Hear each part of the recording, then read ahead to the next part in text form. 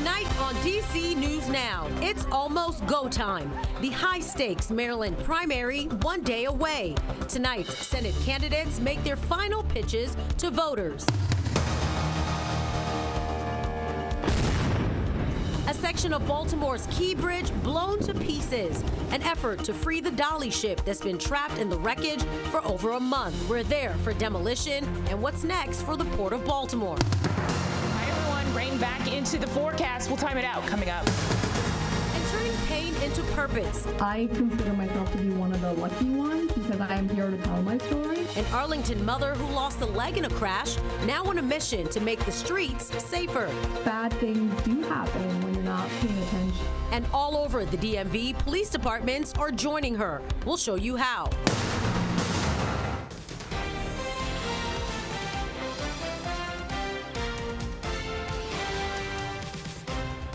And good evening. Thank you for joining us for DC News Now at 9. I'm Tosin Fakile. Chris Flanagan has the night off. DC News Now, your local election headquarters. And we are just 10 hours away from primary day in Maryland. The polls open at 7 o'clock in the morning. And as voters prepare to cast their ballots, candidates running for Maryland's open Senate seat are making their final pitches. Our Mariel Carbone is following this closely watched race for us tonight. And Mariel, it's really all eyes on the Democratic candidates. Yeah, it really is, Tosin. This race between Democrats David Trone and Angela Also Brooks really is neck and neck. That's according to a DC News Now poll released last week, which shows Also Brooks leading 42% to Trone's 41% among decided voters. Now, with that in mind, both sides hitting the campaign trail hard today. In the final 24 hours on the campaign trail, the top two Democrats running for Maryland Senate have a similar message. When you vote, we get a better country. We can't spare a single vote. And Democrats Angela Also Brooks, who is the Prince George's County executive, and Congressman David Trone both focused on Baltimore today, stumping for key voters there. Also Brooks stopping at various retail shops to push her platform. About economic opportunity for all of our families. I'm talking about safe and affordable places to live and about a woman's right to make her own decisions. And Trone standing among clergy members. This beloved community represents the same calling that I have, and that is a calling to work with those folks that have been marginalized. A big focus among the two is who can beat the presumptive Republican candidate, former Governor Larry Hogan, and ultimately win in November. There was an independent poll released just last week that says not only am I beating my opponent in this race, but that I will have a double-digit lead on Larry Hogan in the fall. I can beat Larry Hogan simply because I won in a Republican district. Hogan, who said this to DC News Now after announcing his candidacy. I am obviously a huge underdog in this race. Maintains it's a tough race. The former governor out this morning meeting with veterans in Annapolis. And some need-to-knows for tomorrow. And, of course, we have all of this on our website. Those polling centers, they'll be open from 7 a.m. until 8 p.m. You'll need to cast your ballot at your assigned polling location. If you don't know where that is, you can visit the Maryland Board of Elections website. If you're not registered to vote, that's totally fine. You can register and vote tomorrow by going to your assigned polling location. Just make sure you have a form of ID or government document that shows that you do live in Maryland. And as long as you're in line by 8 p.m., you will be able to cast your ballot.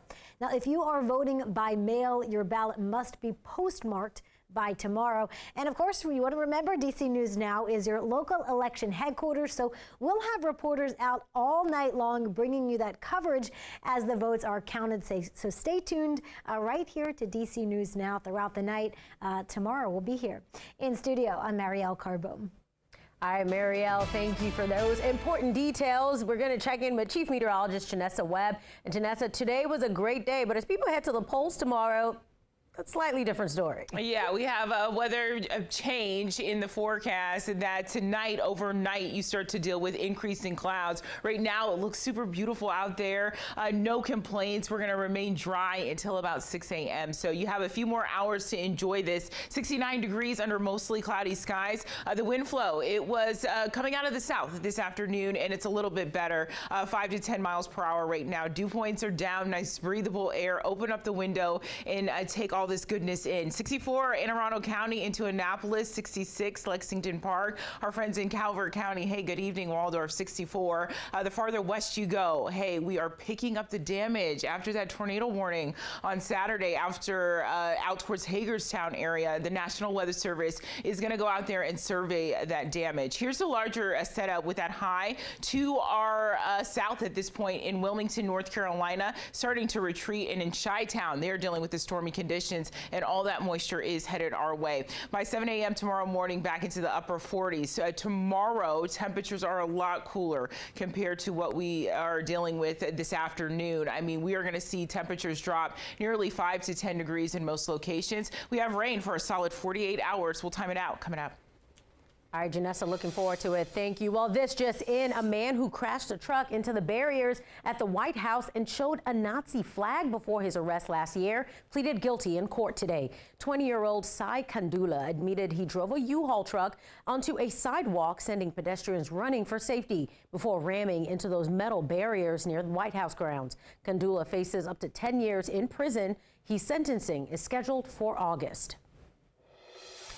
Tonight, Baltimore turning to a new phase of the Key Bridge cleanup. Nearly 2 months after the collapse, the largest remaining span of the bridge has come down.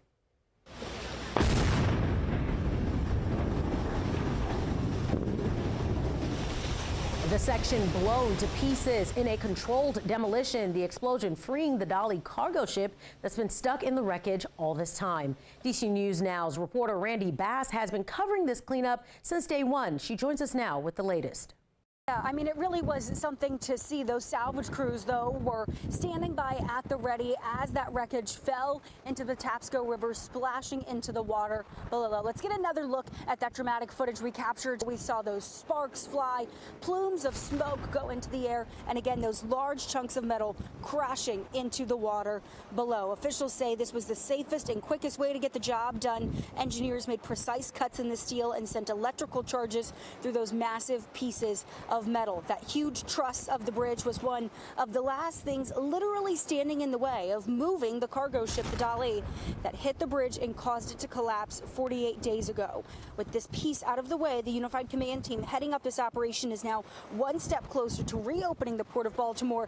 The demolition coming several days after the sixth and final victim of this collapse was recovered from the wreckage. Officials say that finishing the recovery mission was top priority, and now they can shift focus to moving the Dolly and reopening the channel, restoring regular traffic here at the port. Who, when we were here weeks ago, looked at the complexity of this operation and said, this is going to take months in order to clear this channel.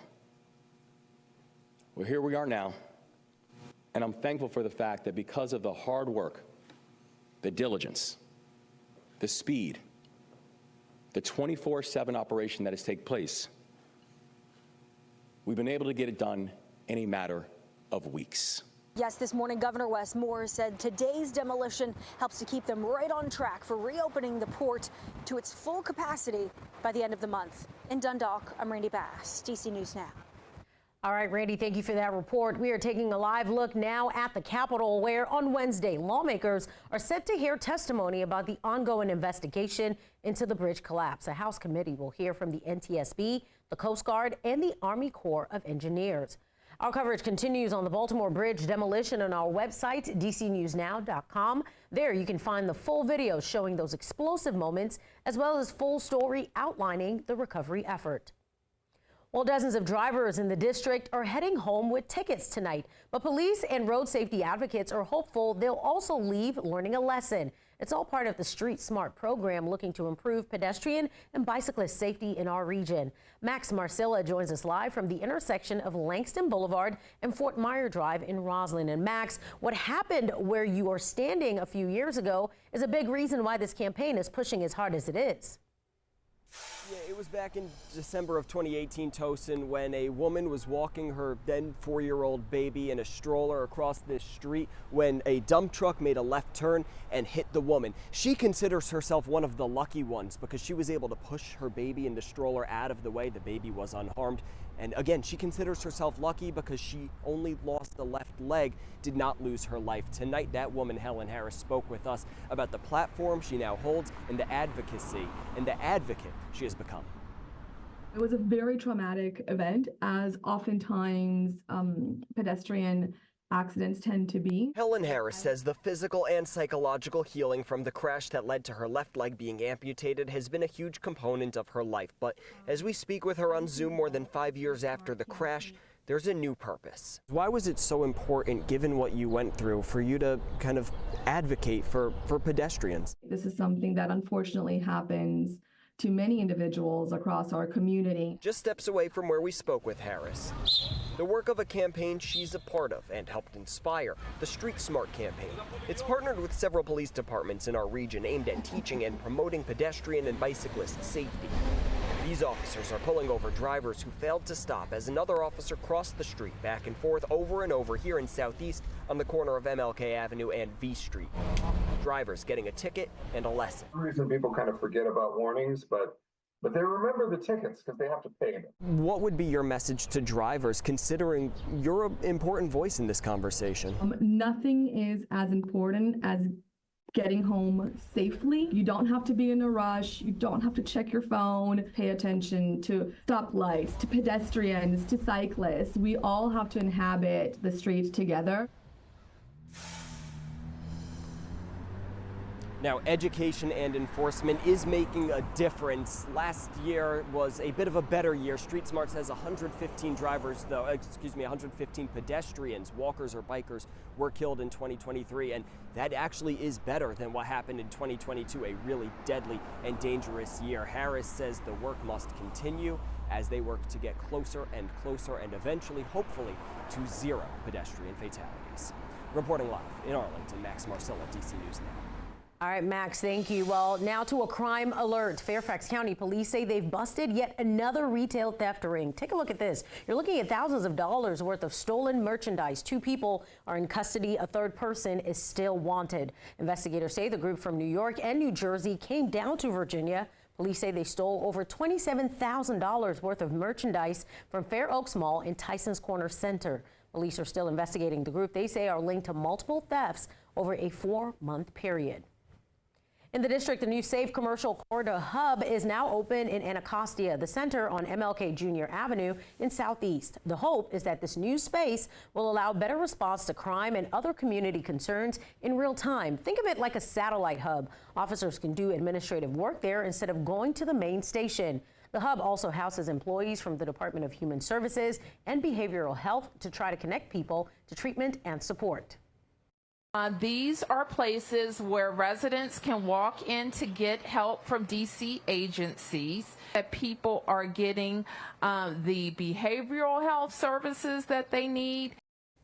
And people can walk in for services from 9 a.m. to 5 p.m. Monday to Friday. This is the city's second Safe Commercial Corridor Hub. A Chinatown location opened in February. Well, the mayor of D.C. is getting low marks. That is according to a new poll from the Washington Post. It shows D.C. Mayor Muriel Bowser's approval rating hitting a 9-year low. More than 650 D.C. residents were surveyed. According to the Post, less than half, 46% of those polled say they approve of Bowser's performance, a significant drop from her 58% rating in 2022. Those polled said Bowser is performing poorly in her efforts to reduce violent crime and handle issues like homelessness and public schools.